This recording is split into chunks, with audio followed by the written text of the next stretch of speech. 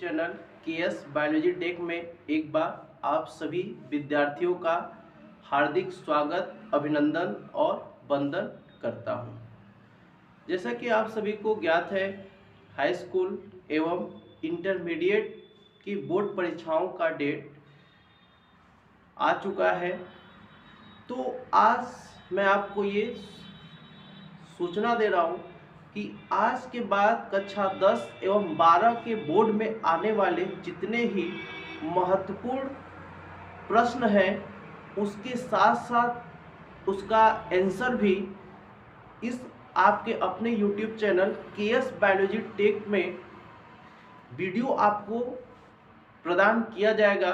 तो ज़्यादा से ज़्यादा विद्यार्थी आप इसका लाभ उठाएं और मेरे चैनल केएस बायोलॉजी टेक को अपने दोस्तों तक शेयर करें जो अभी तक बायोलॉजी में कुछ नहीं पढ़े हैं। उनके लिए यह वीडियो बहुत ही अच्छा होने वाला है। तो आज उसी के क्रम में हम एक बहुत ही महत्वपूर्ण टॉपिक लेके आए हैं जिसका नाम है इकोलॉजिकल पिरामिड, पारिस्थितिकीय पिरामिड के नाम से जानते हैं।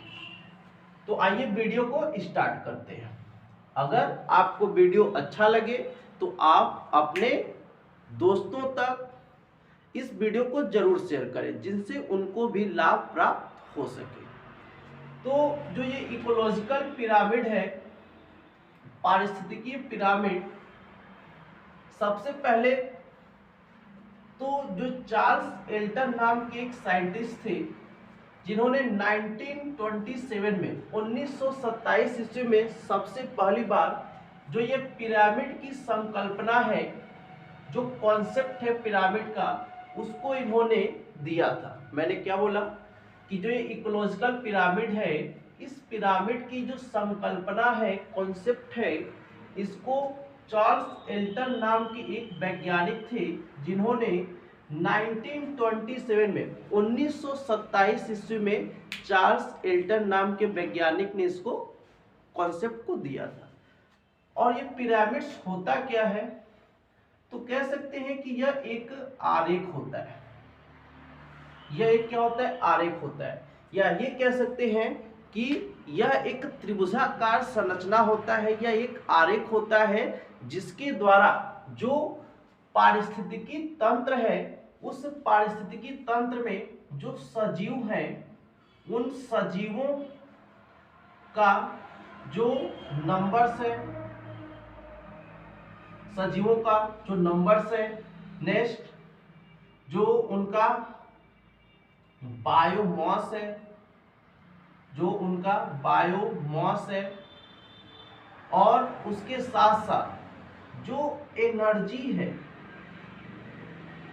एनर्जी को रिप्रेजेंट किया जाता है। मीन्स पिरामिड्स क्या है, तो एक आरेख होते हैं, एक त्रिभुजाकार आरेख होता है। जैसे आप लोग जब कला बनाते हैं तो जो फूल पत्ती बनाते हैं, कभी कभी किसी विशेष आकृति वाले संरचना में बनाते हैं, है ना। तो वैसे जो आलेख निरूपण होता है, वैसे ही पिरामिड्स होते हैं जिनकी सहायता से जो हमारा पारिस्थितिकी तंत्र है, उस पारिस्थितिकी तंत्र में उपस्थित जितने सजीव हैं, जितने लिविंग्स हैं, उन लिविंग्स की जो संख्या है, उनका जो बायोमास है, उनमें जो एनर्जी है, एक ट्रॉपिक से दूसरे ट्रॉपिक लेवल तक जो एनर्जी का ट्रांसमिशन है, उसको प्रदर्शित करने के लिए हम पिरामिड्स का सहायता लेते हैं। पिरामिड्स का संकल्पना कौन दिया? तो चार्ल्स एल्टन नाम के वैज्ञानिक ने। इस वजह से इसे हम एल्टोनियन पिरामिड्स के नाम से भी जानते हैं। बात समझ में आप लोग को? अब जो ये पिरामिड्स है, तो पहला आपका पिरामिड्स हो जाएगा पिरामिड्स ऑफ नंबर, दूसरा हो जाएगा pyramids of biomass, and third आपका क्या हो जाएगा? Pyramids of energy. ठीक है।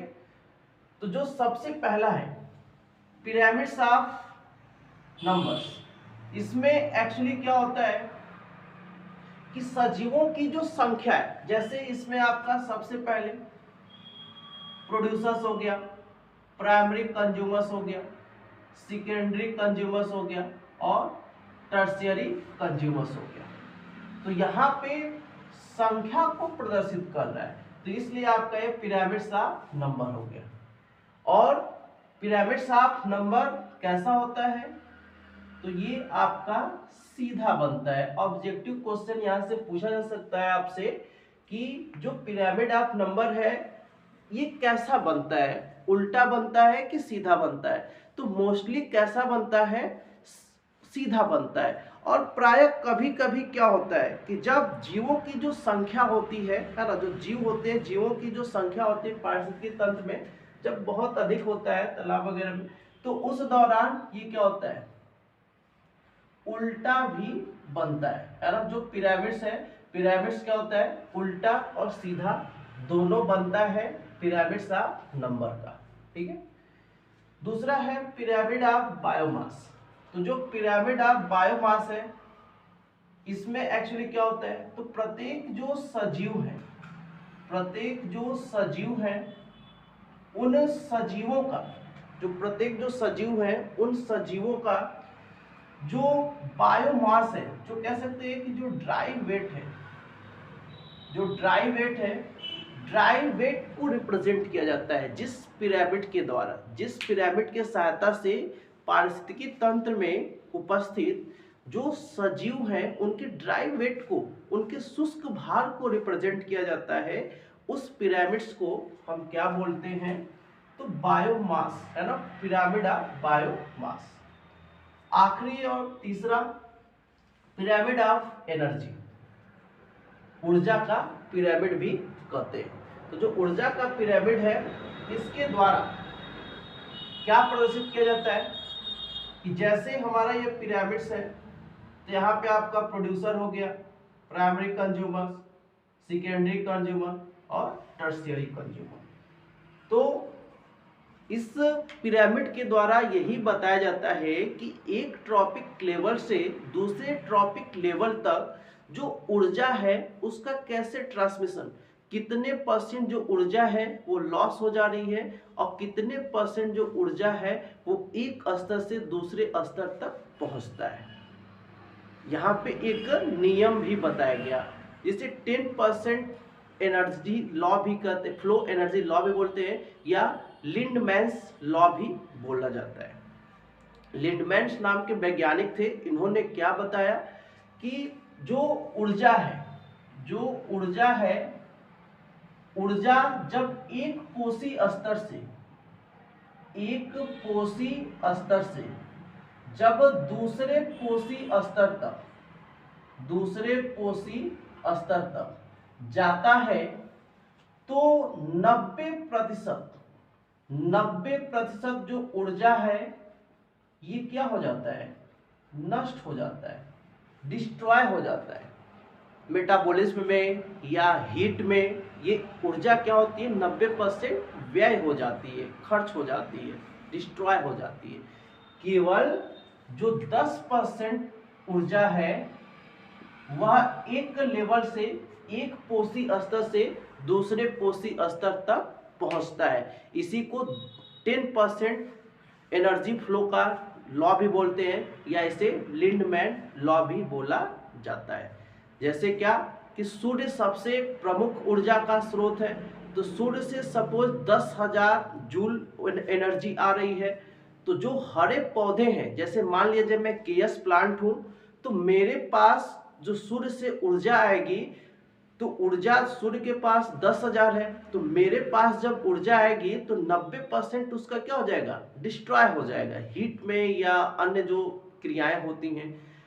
मुझ केएस प्लांट के पास कितना आएगा, तो केवल 1,000 जो जूल है ऊर्जा वो मेरे पास आएगा। नेक्स्ट सपोज ये जो मार्कर है ये प्राइमरी कंज्यूमर्स है, तो अब मुझ उत्पादक से इस प्राइमरी कंज्यूमर तक अगर ऊर्जा जारी है तो अब मेरे पास 1000 जूल आया, तो अब इस प्राथमिक उपभोक्ता के पास कितना, तो इसके पास 100 जूल ऊर्जा क्या होगा, जाएगा, बाकी 90% खर्च हो जाएगा। ऐसे करके नेक्स्ट जो सेकेंडरी होगा उसके पास कितना जाएगा, तो जो सेकेंडरी कंज्यूमर्स है उसके पास केवल 10%, है ना, केवल क्या होगा 10% जो ऊर्जा है वो पहुंचेगा, बाकी ऊर्जा क्या होगा, नष्ट हो जाएगा। तो आई थिंक आपको समझ में आ गया होगा कि पिरामिड्स क्या होता है। मैंने बोला पिरामिड्स एक आलेख निरूपण होता है या एक त्रिभुजाकार संरचना है जिसके द्वारा जो पारिस्थितिकी तंत्र है, पारिस्थितिकी तंत्र में पाए जाने वाले जितने सजीव होते हैं उन सजीवों की संख्या को प्रदर्शित किया जाता है, उनके जैवभार को प्रदर्शित किया जाता है, उनमें जो ऊर्जा है, ऊर्जा की ट्रांसमिशन को, स्थानांतरण को प्रदर्शित किया जाता है।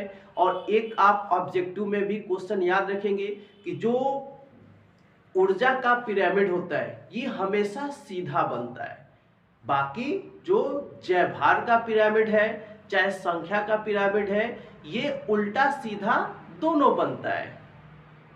तो आपको समझ में आ गया होगा। मिलते हैं हम लोग नेक्स्ट वीडियो में, तब तक के लिए धन्यवाद।